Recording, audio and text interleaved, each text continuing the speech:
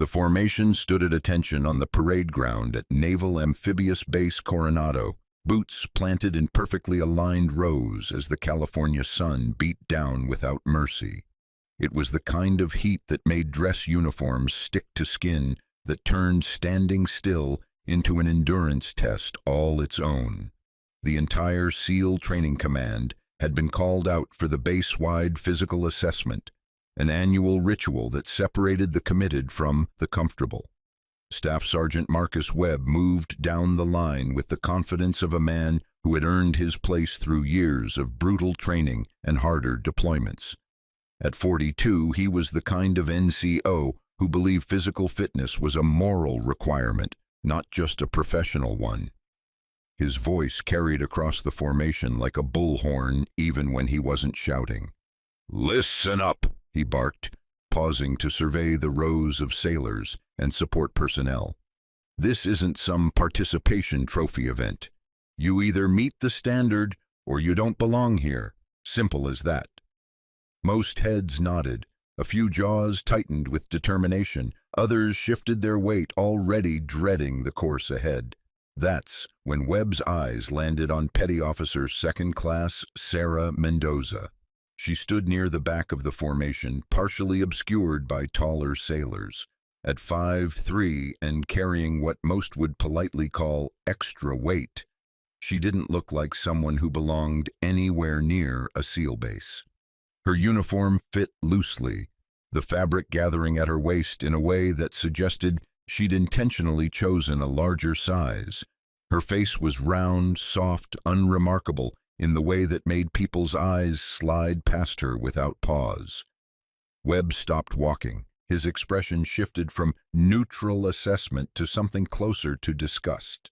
"Mendoza!" he called out, voice dripping with theatrical disbelief. "You planning on running this course or rolling through it?" A ripple of uncomfortable laughter moved through the formation.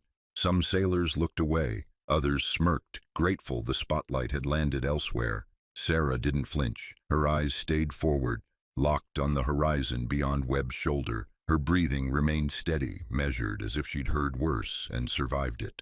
Webb stepped closer, his boots crunching on the gravel. "I'm serious, Petty Officer. How exactly do you plan to complete a timed run when you look like you haven't seen a gym in 6 months? Before we begin, make sure to subscribe to Military and Veteran Stories so you never miss these true tales of courage. And tell us in the comments, where are you watching from today?" Sarah's jaw tightened almost imperceptibly, but she said nothing. Her hands stayed at her sides, fingers loose, posture perfect, despite the weight of every eye now turned in her direction. "Cat, got your tongue?" Webb pressed, moving until he was directly in front of her. "Or are you just hoping I'll forget you're here?" Someone in the ranks whispered, "This is brutal." Another voice, quieter, "Why? Doesn't she say something?" Sarah finally spoke, her voice low and even. "Staff Sergeant, I'm ready to complete the assessment." Webb let out a short, sharp laugh. "Ready? You? Petty Officer, I've seen supply clerks in better shape than you. What exactly makes you think you can keep up with personnel who train with SEALs?" The question hung in the air like a challenge. Sarah held his gaze for one long moment, then returned her eyes to the middle distance. She offered no defense, no explanation, no justification. Her silence seemed to irritate Webb more than any argument could have. What she didn't show him, what she never showed anyone, was the faint network of scars hidden beneath her loose uniform, scars that traced across her shoulders from where 90-pound rucksacks had worn through skin during a 12-mile trek through hostile territory, scars on her hands from dragging wounded men across rocky terrain, scars that told a story no one here had bothered to ask about. The warm-up should have been routine, light jogging, dynamic stretches, basic calisthenics to prepare for the timed events ahead. Instead, it became Staff Sergeant Webb's stage. "Double time, people," he shouted as the formation began their lap around the track. "Let's see who actually takes their fitness seriously." The pack moved together at first, a synchronized wave of bodies hitting a steady rhythm. Sarah settled into the middle of the group, her stride shorter than most, but surprisingly efficient. She kept her breathing controlled, her pace consistent, not trying to lead but refusing to fall behind. Webb jogged alongside the formation, his eyes scanning for weakness. When they landed on Sarah again, he couldn't resist. "Mendoza," he called out, loud enough for half the base to hear. "You planning on finishing before lunch, or should we pack you a snack for the road?" Laughter erupted from several sailors. One young seaman whispered to his buddy, "Man, he's really going after her." "She must have done something to piss him off," the buddy replied. But Sarah hadn't done anything. That was precisely the problem. In Webb's world, looking the way she looked while stationed at a SEAL base was itself an offense. It suggested softness, weakness, a lack of commitment to the warrior culture he held sacred. As they rounded the first turn, Webb picked up his pace and moved closer to Sarah. "You know what really bothers me, petty officer? It's not that you're out of shape. It's that you're taking up space meant for people who actually want to be here, people who respect what this base stands for." Sarah's breathing remained steady. She didn't look at him, didn't acknowledge the words beyond a slight tightening around her eyes. A female chief petty officer jogging nearby frowned, clearly uncomfortable with Webb's approach. She opened her mouth as if to say something, then seemed to think better of it. Rank and culture made intervention complicated, even when your gut told you something was wrong. They finished the warm-up lap and moved into stretches. Sarah found a spot near the edge of the formation, away from the center of attention. She bent forward slowly, reaching for her toes, and for just a moment, her loose shirt shifted. One sailor caught a glimpse of something unexpected, the edge of what looked like an old tattoo on her shoulder blade. Not decorative, not artistic. It looked like unit insignia, the kind operators wore to commemorate deployments most people never heard about. He blinked and looked again, but Sarah had already straightened, the fabric settling back into place. "Did you see that?" he muttered to the sailor beside him. "See what?" "Never mind." Webb called the formation back to attention. "All right, listen up. First event is the obstacle course. Standard SEAL qual layout. You've got 12 minutes to complete it or you fail. Simple math." He paused dramatically, then pointed at Sarah. "Mendoza, since you seem so confident, how about you go first? Give everyone a preview of what mediocrity looks like." The formation went silent. A few sailors exchanged uncomfortable glances. This wasn't standard procedure. First runners were usually the fastest, used to set the pace and motivate the group. Putting Sarah first was designed to humiliate. Sarah stepped forward without hesitation. Her face remained calm, almost serene, as if Webb's words were just weather, uncomfortable but temporary. She walked to the starting line, removed her outer shirt to reveal a plain gray navy PT shirt beneath, and took her position. That's when more people noticed. Her arms, though soft-looking, carried faint linear scars along the forearms.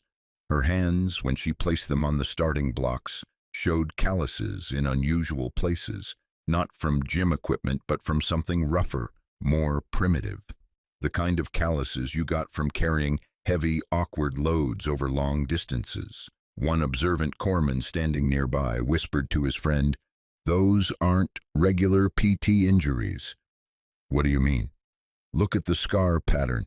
That's from field trauma, prolonged weight bearing under stress." Webb raised his arm. "On my mark. 3, 2, 1, go." Sarah launched forward with surprising speed, her legs driving hard despite their appearance. The first obstacle was a low crawl under barbed wire stretched across muddy ground. Most sailors approached it with dread, knowing the wire would scrape and the mud would drench. Sarah dropped and moved through it like water flowing downstream. Her body stayed low, her elbows driving forward in a practiced rhythm that spoke of muscle memory earned somewhere far from this training ground. She cleared it in near-record time. Webb frowned. That wasn't supposed to happen. The next obstacle was a rope climb, 15 feet of thick hemp that had burned the hands of countless trainees. Sarah gripped it with both hands, planted her feet, and began ascending.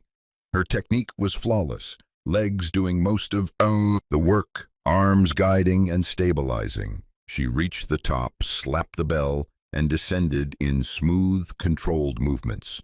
A murmur spread through the watching formation. "How is she moving like that?" someone asked. "She doesn't look like she should be able to," but she is. The wall came next, an 8-foot barrier that required explosive power and upper body strength. Sarah approached it at a dead sprint, planted her foot, and launched herself upward. Her hands caught the top edge clean, and she pulled herself over with a grunt of effort that sounded more like determination than struggle. Webb's jaw tightened. He checked his stopwatch. She was ahead of pace, well ahead. As Sarah moved through the tire run, her loose PT shirt rode up slightly in the back. For just a second, a tattoo became fully visible. A trident piercing through a shield, surrounded by Arabic script. The corpsman who'd noticed her scars earlier went rigid. "Holy shit," he breathed. "What? That's not a regular unit tattoo. That's from a combat advisory team, the kind that worked with special operations." His friend stared at Sarah's retreating form as she powered through the next obstacle. "You're saying she—" "I'm saying we might not know who she really is." Sarah finished the course and crossed the line, her chest heaving but her expression unchanged. She bent forward, hands on her knees, catching her breath with the steady rhythm of someone who'd done this 1,000 times before. Webb stared at his stopwatch. 9 minutes, 42 seconds. That wasn't just passing, that was competitive. That was better than half the active duty SEALs on base could manage. He looked up at Sarah, confusion replacing contempt. "Mendoza, where exactly did you serve before coming here?" Sarah straightened, wiped sweat from her brow, and met his eyes for the first time with something other than passive acceptance. "Staff Sergeant, that information is in my service record. You have access to it." "I want to hear it from you." "With respect, Staff Sergeant, I prefer to keep my previous assignments private." Webb's face darkened. The crowd around them had grown quiet, sensing something significant unfolding. "Private? You're on a military installation, petty officer. Nothing's private here." Sarah said nothing. She simply stood there, breathing steadily, her silence more defiant than any argument could have been. And in that moment, standing sweat-soaked and muddy, in front of a formation that had written her off, Sarah Mendoza looked less like a supply clerk and more like someone who'd seen things the rest of them couldn't imagine.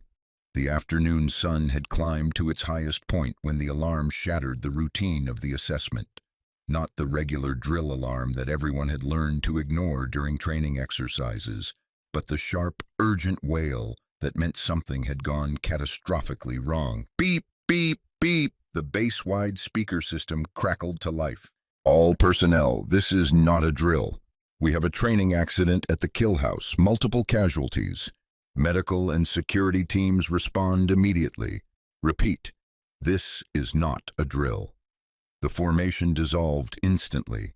Sailors scattered, some running toward their duty stations, others freezing in confusion. Staff Sergeant Webb barked orders, trying to maintain control, but the chaos had already taken hold. Sarah didn't run toward safety. She ran toward the sound of the sirens. The kill house, a concrete structure designed to simulate close-quarters combat scenarios, sat at the far edge of the training complex. Smoke billowed from its entrance, thick and black, the kind that came from something burning that shouldn't be. A crowd had already gathered outside, mostly junior personnel standing uselessly, their faces pale with shock. Sarah pushed through them without hesitation, her eyes scanning the scene with a clarity that seemed to cut through the panic. She could see it all in an instant. The structural damage to the entrance where something had exploded, the debris blocking the main exit, the figures moving frantically inside through the smoke. A young lieutenant stood near the entrance, radio pressed to his ear, his voice shaking. "I need medical now. We have at least 6 down, possibly more. The support beam collapsed. They're pinned." Sarah stepped up beside him. "Lieutenant, how many are trapped inside?" He turned to her, clearly not recognizing her as anyone important. "Who are you?" Petty Officer Mendoza, how many trapped? 6 SEALs, maybe 7. They were running a live fire exercise when something went wrong. The charges went off wrong, brought down part of the ceiling. His voice cracked. We can't get to them. The main entrance is blocked and the back exit is compromised.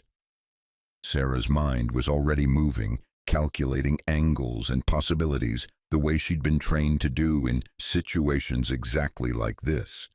She looked at the building, at the smoke patterns, at the way the structure had shifted.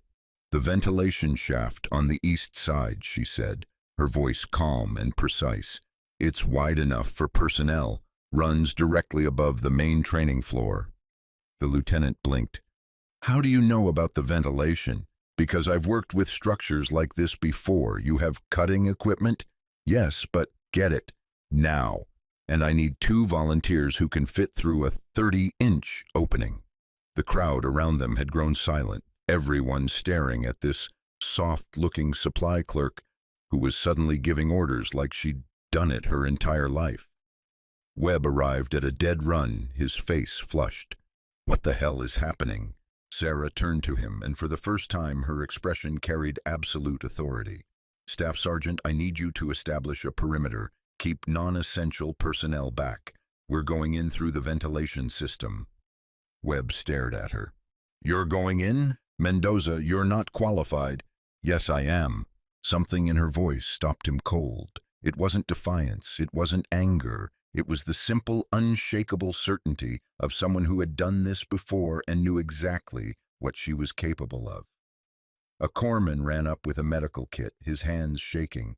Sarah took it from him with gentle firmness. What's your name, sailor? Petty Officer Davis, ma'am. Davis, I need you to prep for multiple trauma cases, crush injuries, possible smoke inhalation, thermal burns. You understand? He nodded, steadying slightly under her calm direction. Sarah slung the medical kit over her shoulder and turned toward the east side of the building. 2 young sailors stepped forward. We'll go with you, one said. She assessed them quickly. Both lean, both fit, both terrified, but holding it together. What are your names? Seaman Rodriguez. Seaman Patel. Good. Stay close, follow my lead, and don't touch anything I don't touch first. The structure is unstable. They reached the ventilation access point, a rusted metal grate set into the concrete wall about 8 feet off the ground. Sarah grabbed a crowbar from the emergency equipment cache and pried it open with practiced efficiency. Webb had followed them, his expression a mixture of confusion and dawning realization. Mendoza, how do you know this facility layout? Sarah paused at the opening, her eyes meeting his for just a moment. Because I helped design the original training protocols for buildings like this, Staff Sergeant, a long time ago. Before he could respond, she pulled herself into the shaft with surprising agility, her body moving with the confidence of someone who'd crawled through far worse spaces under far worse conditions. Rodriguez and Patel followed her into the darkness. Inside the ventilation shaft, the heat was overwhelming. The metal beneath Sarah's hands and knees radiated like a stovetop, and smoke curled up through the grates below, stinging her eyes and lungs.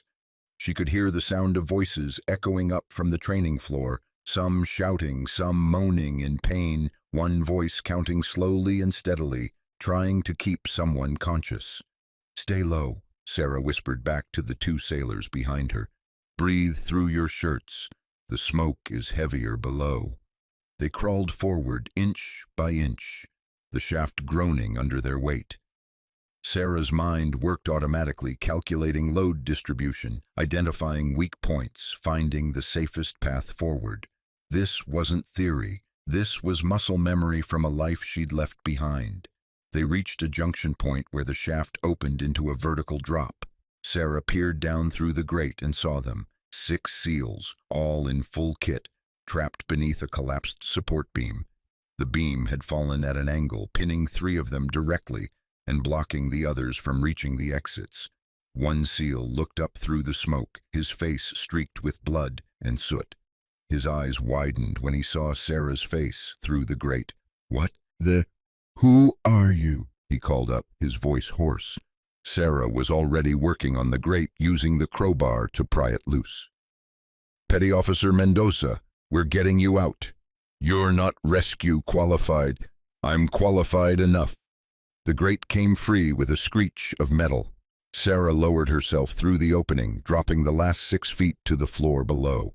The impact sent a jolt through her knees, but she landed in a controlled roll and came up assessing the situation. The beam was massive, reinforced steel that had come down with devastating force. 2 SEALs were fully pinned, their legs trapped beneath it. Another was conscious but bleeding heavily from a head wound.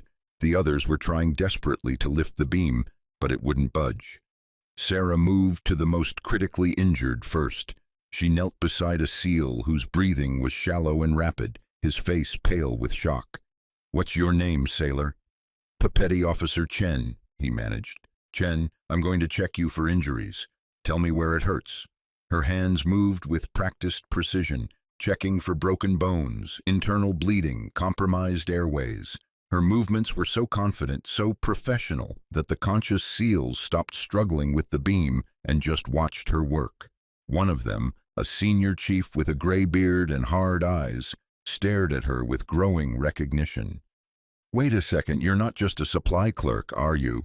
Sarah didn't look up from Chen. "Rodriguez, Patel, get down here. We need to stabilize this beam before we move anyone." The 2 sailors dropped through the opening, landing less gracefully than Sarah, but managing to stay upright. Sarah pointed at the beam. "We're going to use the hydraulic jack from the emergency kit and these support poles to create a lift point. Chief, how many of your men can help pull once we get clearance?" The senior chief with the gray beard studied her for a long moment. "3 of us are mobile enough, but that beam weighs at least 800 pounds. Even with a jack, we only need 6 inches of clearance to pull them out. Focus on stabilizing the injured while we work." She turned to Rodriguez and Patel, her voice dropping into the calm, authoritative rhythm of someone who'd led teams through worse. "Rodriguez, you're on the jack. Patel, brace the support poles here and here. When I give the signal, we lift together, slow and controlled. If anything shifts wrong, we stop immediately." "Understood?" "Yes, ma'am," they answered in unison. The senior chief leaned closer as Sarah worked, his eyes narrowing. "I know that voice. I know that command presence. Who the hell are you really?" Sarah positioned the hydraulic jack under the beam's pressure point, her hands moving with the certainty of someone who'd done this exact thing before. "Right now, Chief, I'm the person getting your men out. That's all that matters." The hydraulic jack hissed as Sarah pumped the handle, each stroke lifting the massive beam a fraction of an inch. Sweat poured down her face, mixing with the soot and smoke that filled the collapsed training floor. Rodriguez and Patel braced the support poles, their arms trembling with effort. "Steady," Sarah said, her voice cutting through the chaos with surgical precision. "Another 2 inches. Hold your positions." Outside, the crowd had grown. Word had spread across the base that someone had gone into the collapsed structure. Webb stood at the perimeter, his radio crackling with updates, his face tight with an emotion he couldn't quite name. He'd spent the morning mocking this woman, and now she was inside a collapsing building, saving the lives of men he'd trained alongside for years. A senior master chief arrived, gray-haired and barrel-chested, his uniform crisp despite the emergency. "Webb, status report. Master Chief, we have 6 SEALs trapped inside. Petty Officer Mendoza went in through the ventilation system with 2 sailors. They're attempting a manual extraction." The Master Chief's eyebrows shot up. "Mendoza, the supply clerk you were riding this morning?" Webb swallowed hard. "Yes, Master Chief." "And she just went in?" "She gave orders like she'd done it 1,000 times. Knew the building layout, knew the protocols. I don't understand how." Inside, the beam shifted upward another inch. Chen, the most critically injured SEAL, groaned as pressure released from his crushed leg. Sarah immediately moved to his side, her hands checking his pulse, his skin temperature, his pupil response. "Chen, stay with me," she said softly. "You're doing great." We're almost there. The senior chief watched her work with growing amazement. Every movement was precise. Every decision was correct. This wasn't someone with basic first aid training. This was someone who'd performed combat trauma care in the field. "Clear," Sarah called out. "Pull him now!" Two mobile SEALs grabbed Chen under the arms and dragged him free from beneath the beam. Sarah stayed with him, her hands never leaving his body, constantly monitoring, adjusting, keeping him stable. "Patel, secure that support pole. Don't let it shift. Rodriguez, 3 more inches on the jack." They worked in perfect synchronization, Sarah's commands creating order from chaos. One by one, the trapped SEALs were pulled free. Each time, Sarah was there, checking wounds, prioritizing care, making split-second decisions about who needed help first. The senior chief with the gray beard had stopped helping with the extractions. He was simply staring at Sarah, his mind working through a puzzle that was finally coming together. "The way you move," he said slowly. "The way you give orders. The way you knew exactly where to breach and how to stabilize that beam." He paused. "You're not regular Navy, are you?" Sarah helped the last pinned SEAL to his feet, supporting his weight as he limped toward the exit. "Chief, we need to get your men outside. This structure isn't stable. Answer the question." Sarah met his eyes. For a moment, the mask she'd worn for years, the quiet, overlooked supply clerk, cracked just enough to reveal something else underneath. Something harder, something forged in places most people never saw. "I served where I was needed," she said simply. "Afghanistan?" She didn't answer.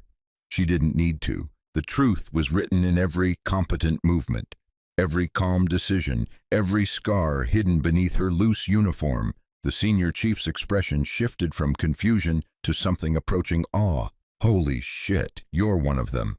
Chief, you're FET, Female Engagement Team, or CST. You were attached to Special Operations." Sarah's jaw tightened. "Chief, your men need medical attention. Let's move." But the secret was out. The senior chief turned to his team, his voice carrying a note of reverence that made every conscious SEAL stop and listen. "Boys, this woman just saved our asses, and I'm about 99% sure she's done this before. In Helmand or Kandahar or one of those other godforsaken places we're not supposed to talk about." One of the younger SEALs, his arm wrapped in a makeshift bandage Sarah had applied, stared at her with new eyes. "Is that true, petty officer?" Sarah didn't answer. She simply helped guide the injured men toward the ventilation shaft, where emergency personnel were now lowering rescue harnesses through the opening. Outside, the first SEAL emerged from the building, supported by 2 corpsmen. The crowd erupted in relieved cheers. Then another SEAL appeared, then another. Webb pushed forward, his eyes searching for Sarah. When she finally emerged, covered head to toe in soot and blood that wasn't her own, supporting the weight of the senior chief, who'd twisted his ankle in the extraction, the crowd went silent. She looked nothing like the soft supply clerk he'd mocked that morning. She looked like a warrior who'd just walked through fire and brought everyone out alive. The senior chief limped forward, waving off the corpsman who tried to help him. He turned to face the assembled crowd, his voice carrying across the training ground with absolute authority. "Listen up," he barked. "That woman just saved 6 lives. She breached a compromised structure, performed field trauma care, and coordinated an extraction that most trained rescue teams couldn't have pulled off." He paused, letting his words sink in. "And I'm damn sure this isn't the first time she's done something like this." Webb stepped forward, his face pale. "Mendoza, I need to know. Where did you serve before this?" Sarah met his eyes, and for the first time there was no deference in her gaze, no quiet acceptance of his judgment, just exhaustion and truth.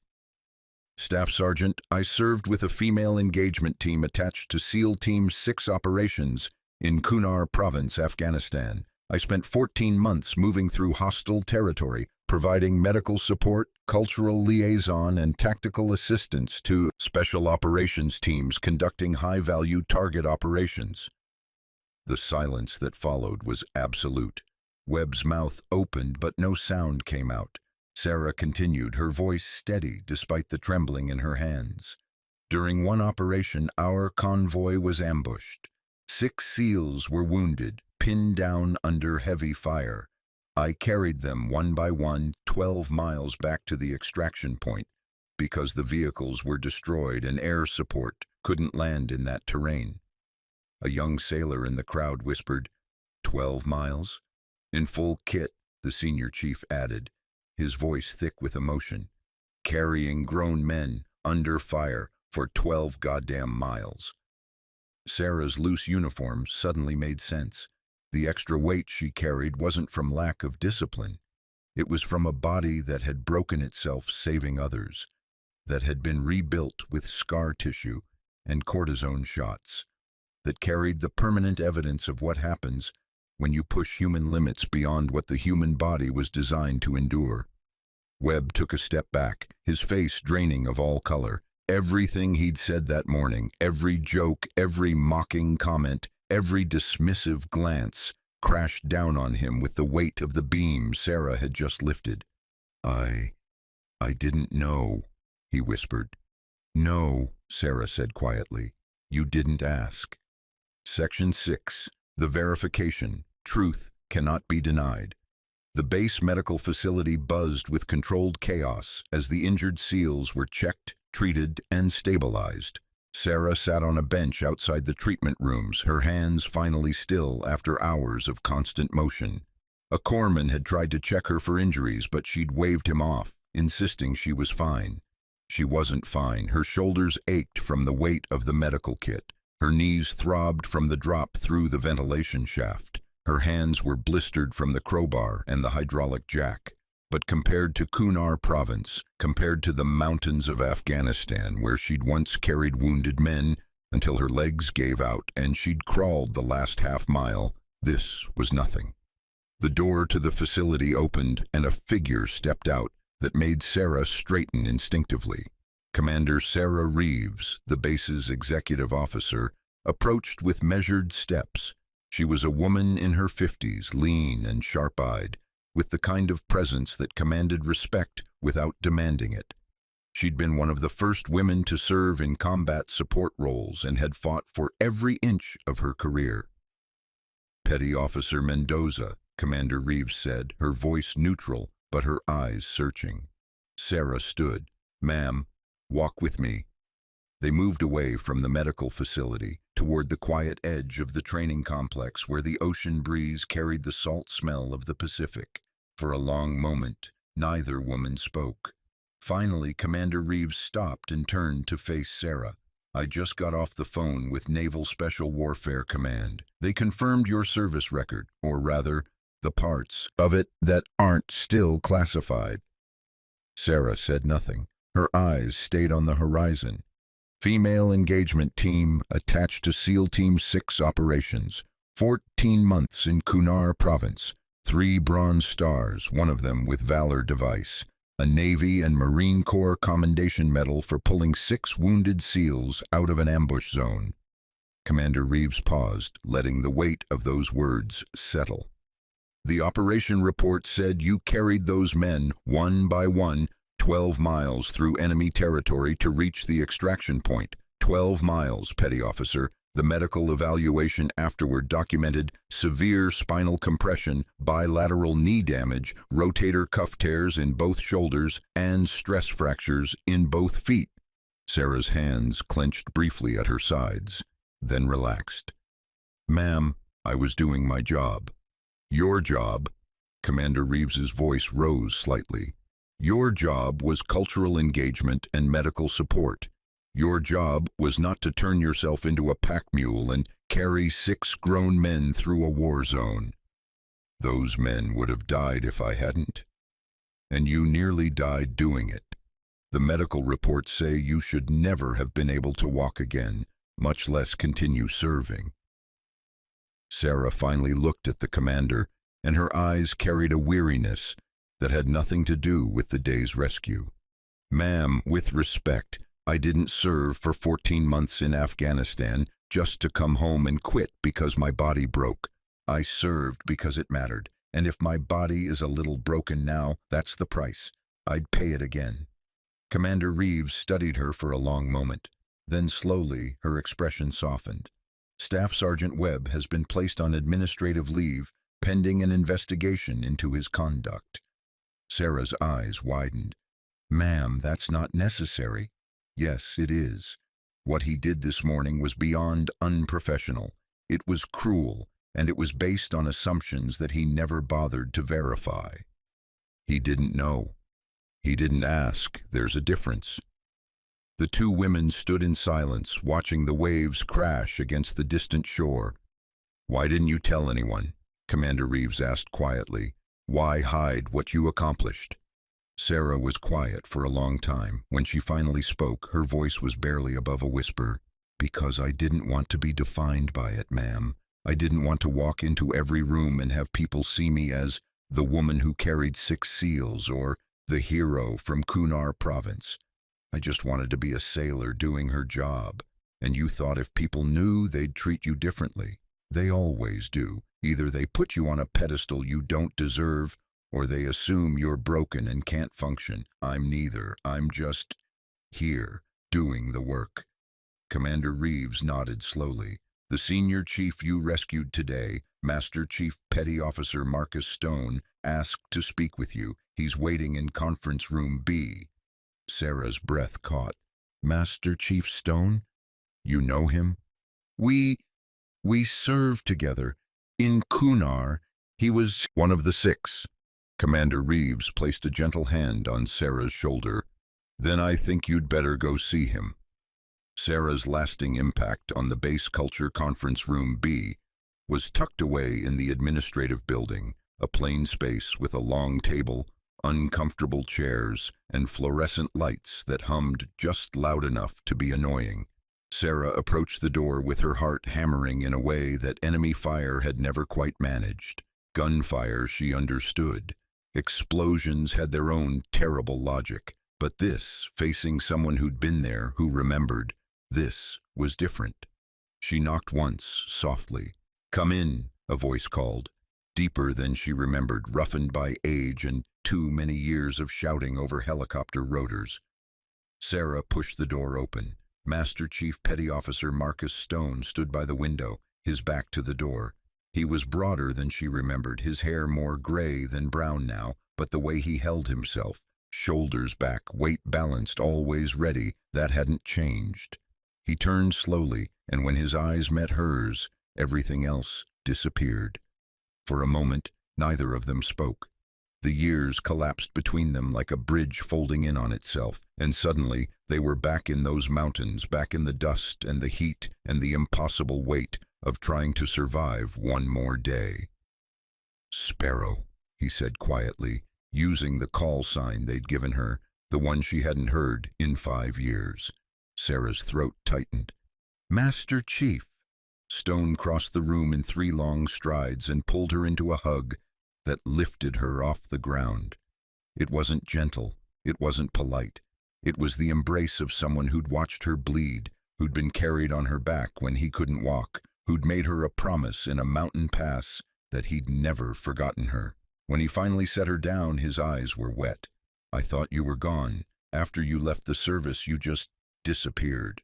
No forwarding address, no contact information. It was like you'd been erased." "I needed to disappear," Sarah said softly. "I needed to be someone else for a while." Stone nodded slowly, understanding passing between them without words. "But you're here now, and you just did it again. You just walked into a collapsing building and pulled out 6 men without thinking twice. They needed help. Sparrow, most people don't run toward the danger. They never have, but you—" His voice cracked slightly. "You've never been able to walk away when someone needs you." Sarah looked down at her hands, at the fresh blisters layered over old scars. "Master Chief, I didn't come back to be a hero. I came back because I still know how to serve. That's all I know how to do." Stone studied her face, taking in the exhaustion that went deeper than one long day. You carried us 12 miles, all 6 of us. Do you remember that? Of course I remember. Do you remember what I said to you when we finally reached the extraction point? Sarah closed her eyes. She remembered. She remembered collapsing in the dust after handing off the last wounded SEAL. She remembered Stone kneeling beside her, his face streaked with blood and grime, his hand gripping hers. You said, "This doesn't end here. One day I'm going to repay this, I promise." Stone nodded, and I meant it, every word. He stepped back and straightened to attention, his movements crisp despite his injuries. Then, slowly and deliberately, he raised his right hand in a perfect salute. "Petty Officer Sarah Mendoza, call sign Sparrow, it is my honor to serve alongside you again." Sarah's breath caught. "Master Chief, you don't have to—" "Yes, I do."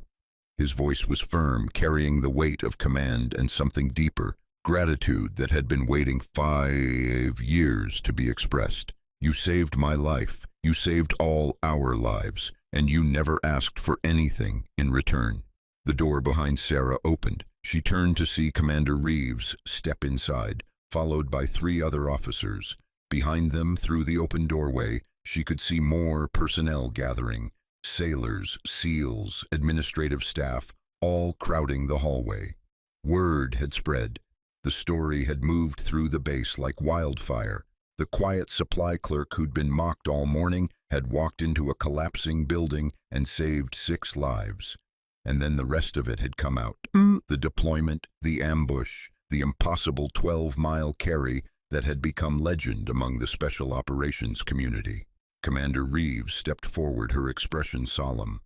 "Petty Officer Mendoza, I've spent the last hour reviewing your service record and speaking with Naval Special Warfare Command. What you did today was extraordinary. What you did in Kunar Province was beyond extraordinary. It was the kind of courage we build our entire service around." Sarah shook her head. "Ma'am, I was just doing your job." "Yes, you keep saying that." Commander Reeves smiled slightly. "But some jobs require more than most of us will ever be asked to give. You gave it. And this base owes you more than a debt of gratitude." She came to attention and raised her hand in salute. One by one, the other officers followed. Then the personnel in the hallway. Then voices echoed from outside as more sailors joined, word spreading that something important was happening in Conference Room B. If you're hooked on this story, make sure to subscribe and turn on notifications so you never miss an upload. Your support means everything and helps me bring you more inspiring military stories like this one. Sarah stood frozen as the wave of salutes moved through the building. Through the window, she could see formations gathering on the parade ground outside. Sailors who'd heard the story, who'd heard her call sign, who understood what it meant. Stone stepped beside her, his salute still held high. "They're not saluting your rank, Sparrow. They're saluting what you represent. They're saluting the kind of sailor most of us hope we'd be if we were ever tested the way you were." Tears slid down Sarah's face, the first she'd allowed in years. Not from sadness, not even from relief. From something harder to name, the sudden, overwhelming feeling of being seen, of having the mask ripped away and discovering that underneath it, she was still acceptable, still valued, still someone worth saluting. She straightened slowly and returned the salute, her hands steady despite the trembling in her shoulders. The moment held, suspended in the fluorescent light of a plain conference room that would be remembered by everyone present for the rest of their lives.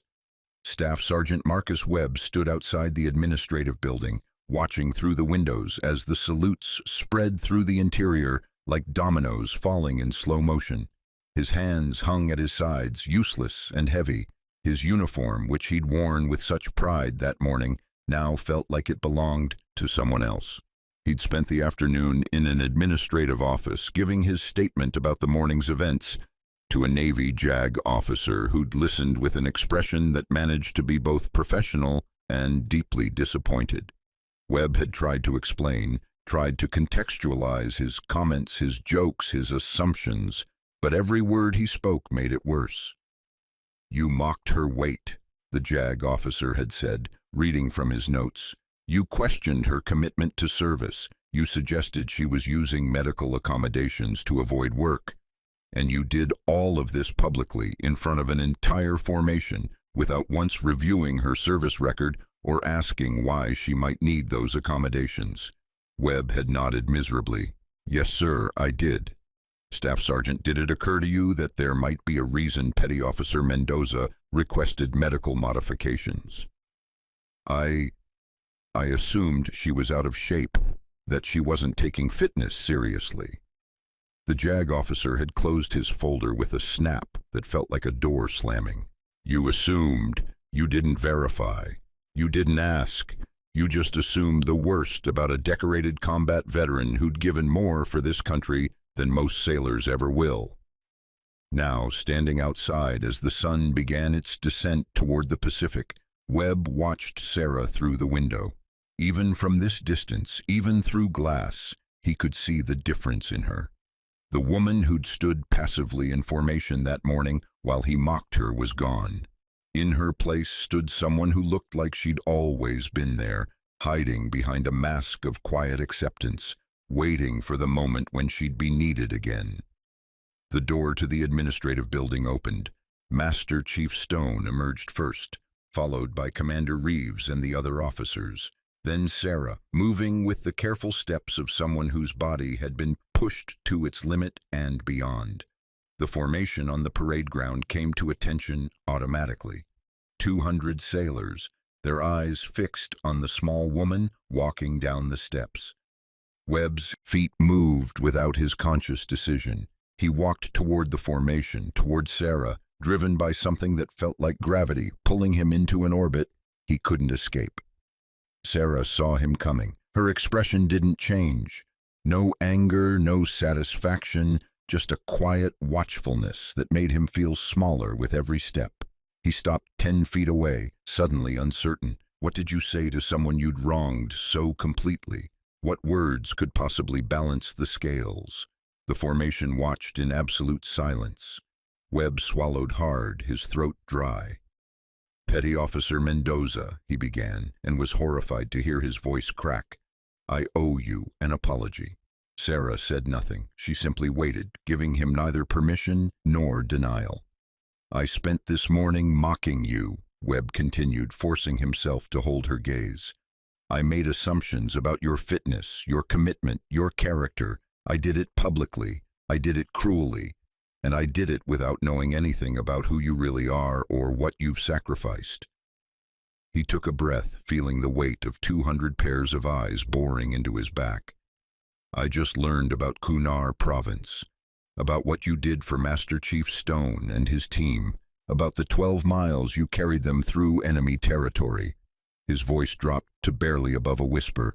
"About the permanent damage you did to your body, saving their lives." Sarah's expression softened slightly, but she still didn't speak. Webb felt something break inside him, the certainty he'd always carried about his own judgment, his own assessment of what made a good sailor.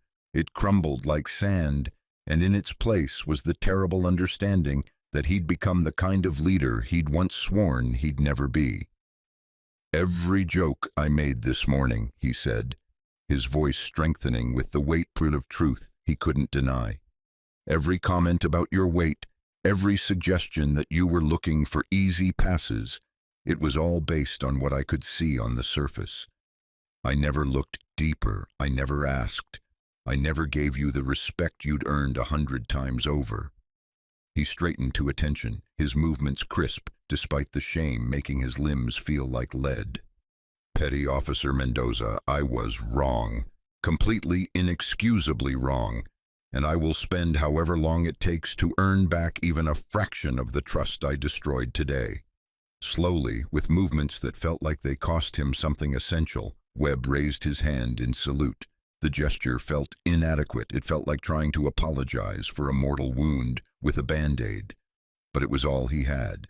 Sarah looked at him for a long moment. Webb saw something pass across her face, Not forgiveness exactly, but understanding. The kind of understanding that came from having seen people at their worst and their best, often in the same breath. She returned the salute, her movements precise. Then she stepped forward, closing the distance between them until she could speak, without the entire formation hearing. "Staff Sergeant," she said quietly, "I don't need your apology to feel whole. I know who I am and what I've done, but I hope you take something from today." "What's that, Petty Officer?"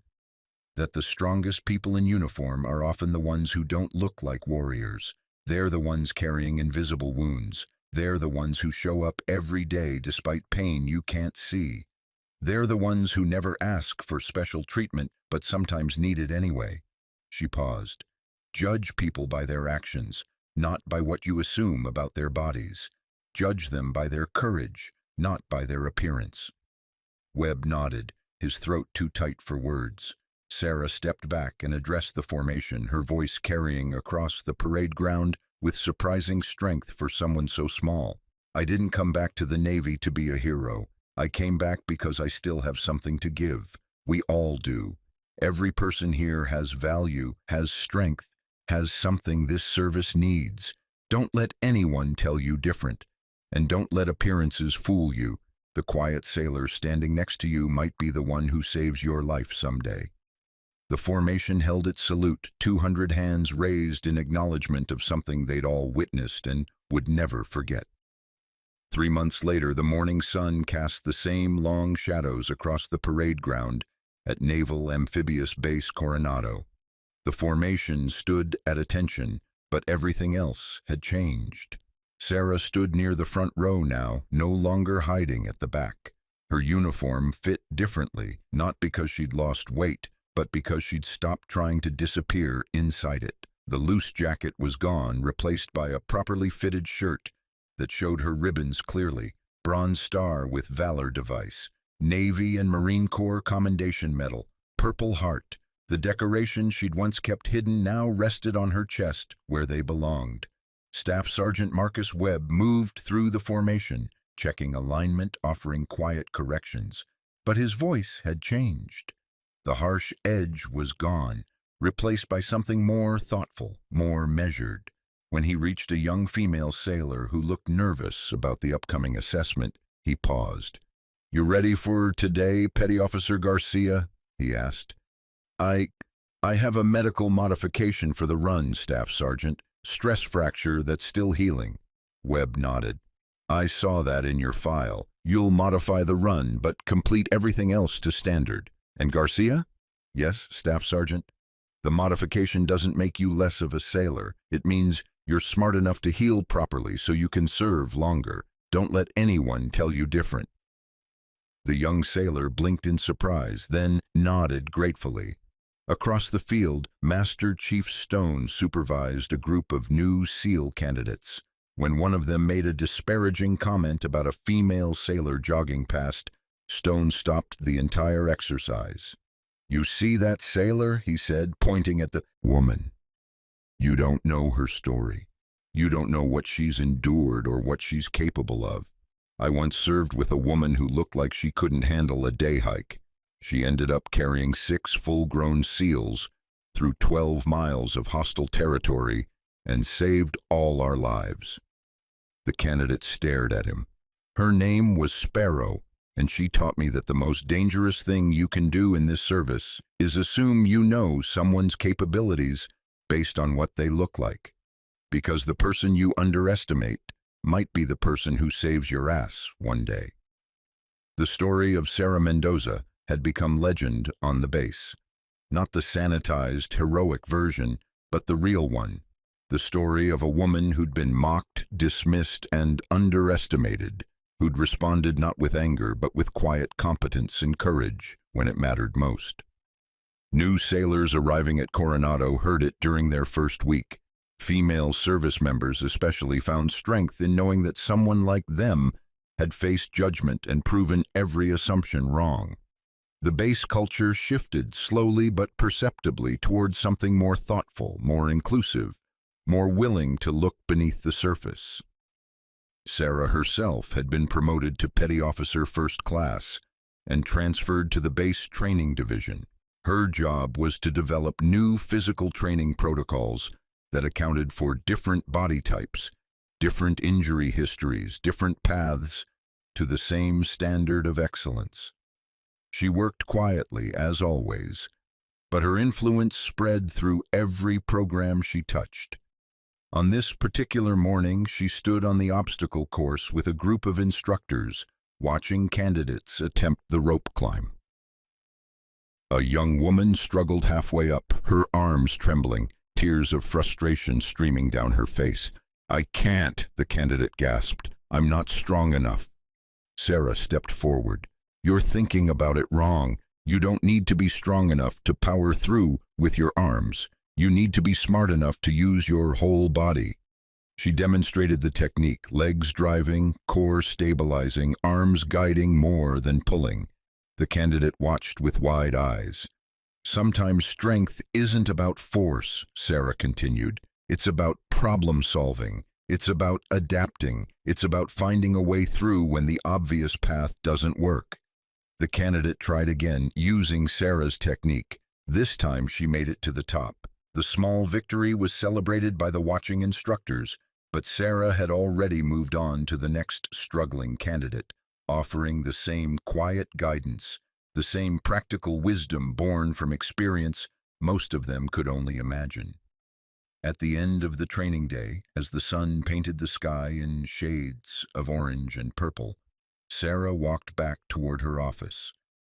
The path took her past the memorial wall where names of fallen sailors were etched in granite.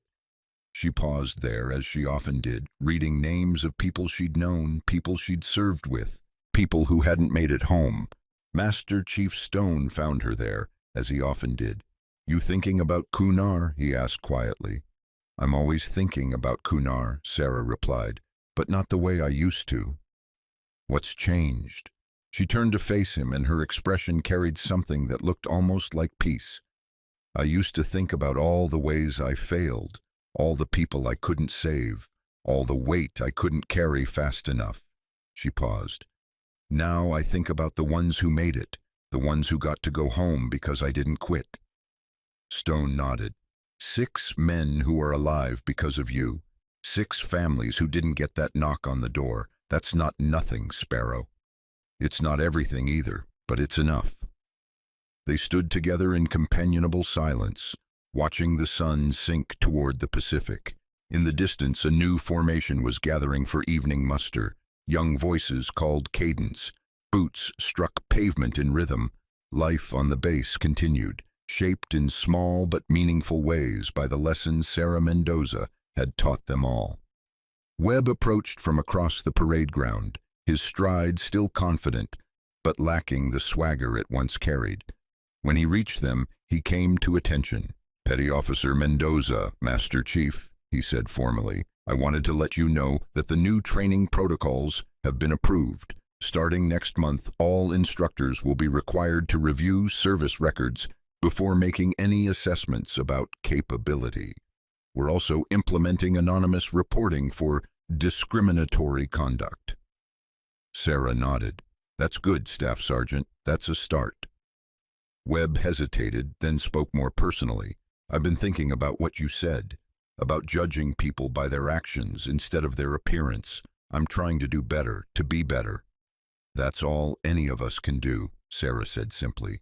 Webb saluted, not because protocol required it, but because he wanted to, because some gestures carried meaning beyond their technical definition. Sarah returned the salute, then watched him walk away. "He's changed," Stone observed, "really changed. Not just performing for the investigation, but actually trying to be different." "People can change," Sarah said, "if they're willing to look at themselves honestly, if they're willing to admit they were wrong." "Do you forgive him?" Sarah considered the question. "Forgiveness isn't really the right word. I don't hold on to anger. It's too heavy, and I've carried enough weight for one lifetime. But I hope he learned something. I hope the whole base learned something." Stone smiled. "They did, because of you." "No," Sarah corrected gently, "because of what happened when someone finally asked, instead of assumed, because someone looked beneath the surface and saw what was really there. The sun touched the horizon, painting the world in gold and shadow. The base would run another physical assessment next week, and another after that, continuing the cycle of training that turned civilians into sailors. But now, woven into that training was a new understanding. That strength took many forms, that courage didn't always announce itself, that the quietest person in the formation might be carrying the heaviest burden. Sarah Mendoza, call sign Sparrow, had come to Coronado hoping to disappear. Instead, she'd become exactly what the base needed. A reminder that heroism wasn't always loud, that sacrifice often went unseen, and that the most important question you could ask someone was not, "Can you do this?" but, "What have you already done that I don't know about?" Courage doesn't always roar. Sometimes it's the quiet voice at the end of the day saying, "I'll try again tomorrow." There are warriors walking among us every day. They carry scars we cannot see, wounds that never fully heal, memories that wake them in the dark hours before dawn. They do not seek recognition. They do not demand special treatment. They simply continue serving, continue showing up, continue giving what they have left to give. How many people do we pass each day without seeing them? How many quiet heroes stand beside us, their stories hidden beneath loose uniforms and soft words? How many times do we judge by appearance instead of asking about experience? Petty Officer Sarah Mendoza was one reminder among many. The strongest people in uniform are often the ones who never need to prove it. They simply are, and when the moment demands it, when lives hang in the balance, they step forward with the same steady courage that once carried them, and others, through impossibly dark places. They are the weight bearers, the wound carriers, the ones who survived not because they were invincible, but because they refused to quit. And somewhere on every base, in every unit, another quiet warrior is doing the same thing Sarah did, showing up, carrying their burden in silence, and waiting for the moment when their particular strength will be needed. Will you see them when that moment comes? If you enjoyed this story, please subscribe for more military and veteran stories. These true tales keep the courage alive for generations to come. And in the comments, tell us where you are watching from and who's the quiet leader you'll never forget.